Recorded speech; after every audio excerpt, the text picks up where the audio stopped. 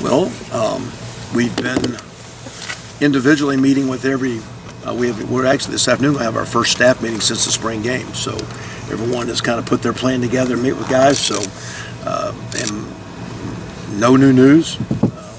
You saw how they played. I know Coach Day and Coach Meyer are gathering information. They're having their meetings. I know Coach is meeting with every kid this week, we as staff, and everybody's actually going out recruiting tomorrow. It's the first day we're hitting the road. So we hadn't, as a group, been physically discussed or any final tournaments. They've all had good springs. You saw them.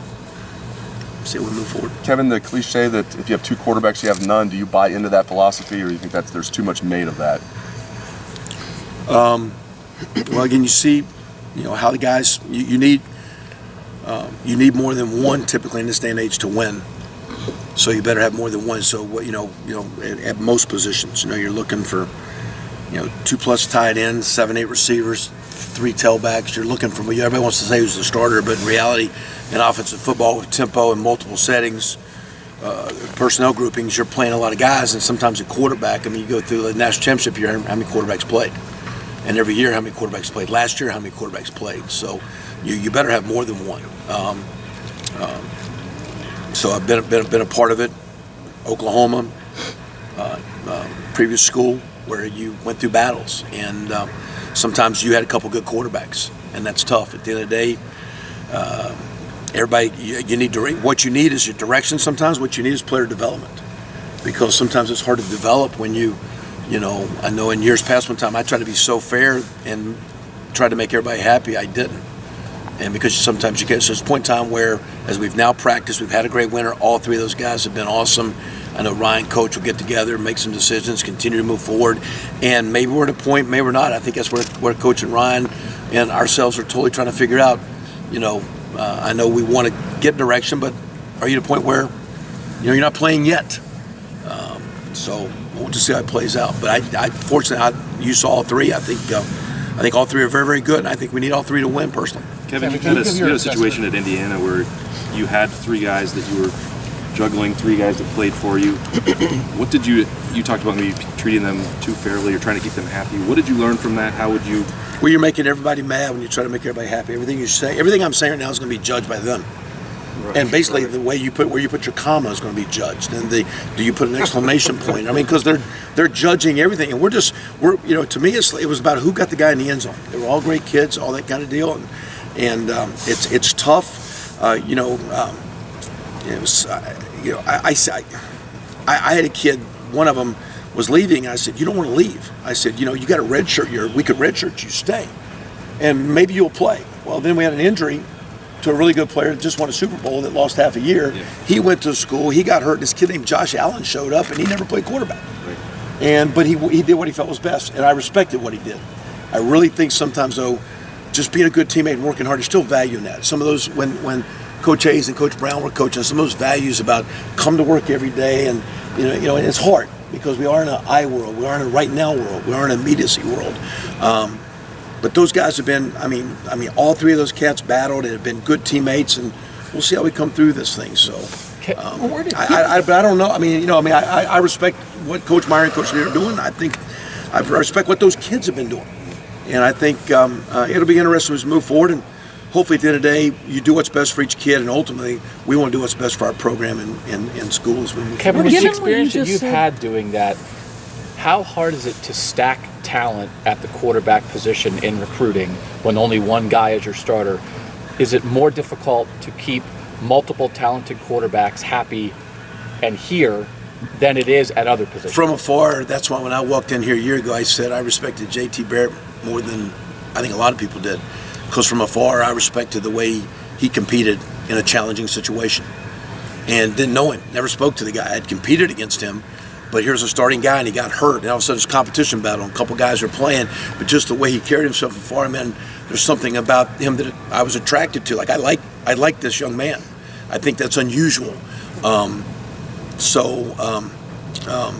It's delicate. It's tough, and I don't know. Other than it also is what it is. So you say, can you stack it? It is fragile. It is fragile.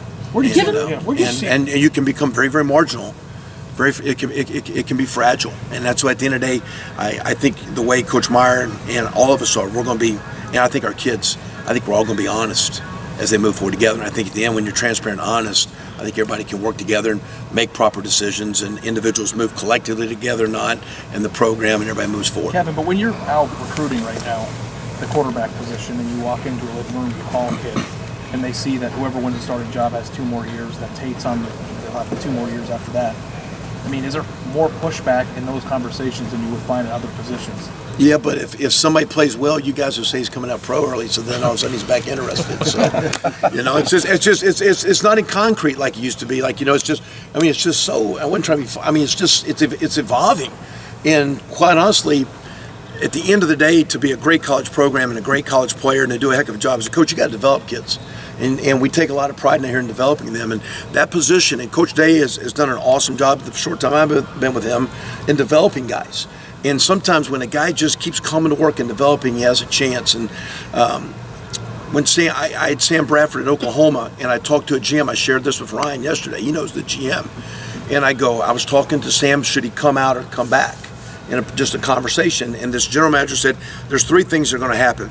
He can stay with you and develop, and you're going to have a great team, and that's pretty good. He can come out and hopefully be on a pro team where he can sit behind a really good player and learn and develop. Or if he plays too early, sometimes you throw him to the wolves and he loses his confidence. He says one of these 3 things are going to happen. He's going to develop with you. He's going to be at a place where maybe he can develop because he's really still young, where he's going to get thrown out there maybe too quick. And I think that's when you say with these young freshmen, everybody wants to play, sometimes to play with a quality player and watch how that guy practices and trains, the value that JT Barrett brought to all those kids last year in preparation is going to help those guys this year in their whole career. So there's value to being a part of great players. Even though everybody wants their time, there's value to that. And I think you sell that. I think you sell the program, the tradition, the success, and I think collectively as we go, the individuals get their deal. And the great quarterbacks at the end, somehow they have a way of checking that ego about me, and they want to be the great leader. And that's what really separates, I think, some of those at the very, very end. Kevin, can you give your assessment on the strengths? Let's talk about tight ends. I do want to ask you about tight end. Your assessment of the quarterbacks, their strengths and what they need to work on, what they showed you in the spring. I'd have Ryan, for example, like right now, my players are getting ready to do a personal study, and Jake Hausman has every play that he played this spring. Right. And he's going to be able to watch himself run this play and say, I'm good at this play or not.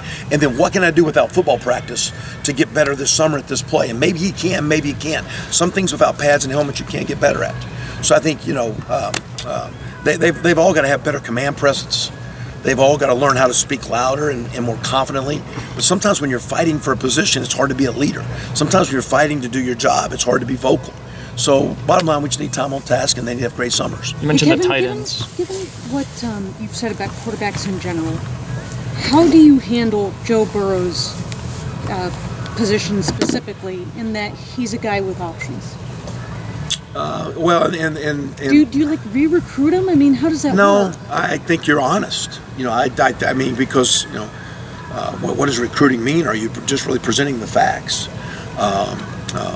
And at the same time, I do think, though, because, again, there's a lot of transparency and honesty, I think those kids, they've watched tape, they watch tape together. I think all the coaches will communicate, and they can get a feel of what they need to work on, where they're at, and how it goes. So I think what we're going to do is recruit how good this team's going to be, and we want you to be a part of it. Hey, Kevin, do you guys... help us win. Oh, sorry, I didn't mean to interrupt you. Do you guys make personnel decisions based on what it means for the makeup of your roster in general? Like, would you, with the fact that Joe Burrow has been open about thinking about transferring, publicly, have an impact on the way that you guys process things? Would it be different would it be harder to start Tate because you have 2 guys that would consider transferring maybe?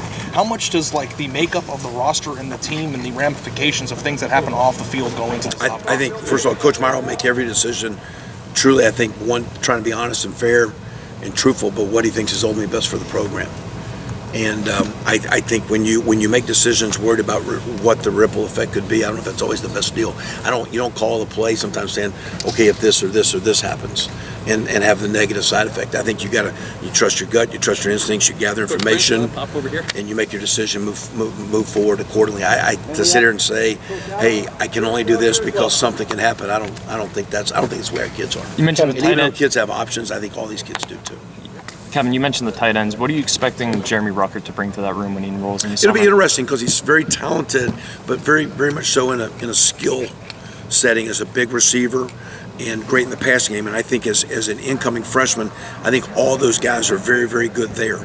I think at the end, right now, I know like we're talking weekly when we visit about what did you really do in workouts this week? I know you lifted, but where did you get it? What's your body weight like? What how many times are you benching 225? How strong are you getting? He has a body that I don't want him to try to work so hard on getting strong because he's kind of a long guy that I don't want to have a high school young kid with a bad back. So I want him to get stronger, but we got to be smart because again, like we're talking to quarterbacks, it's developmental position. So for him to really play significantly, how strong is he in the blocking game? And how does he hold up? Because you're going to have to block defensive ends, and we'll get phenomenal opportunity in practice with who we match up against to see where he stands. I think he'll be in the mix to play early as a receiver, and to be a complete player, is he strong enough and mature enough to block?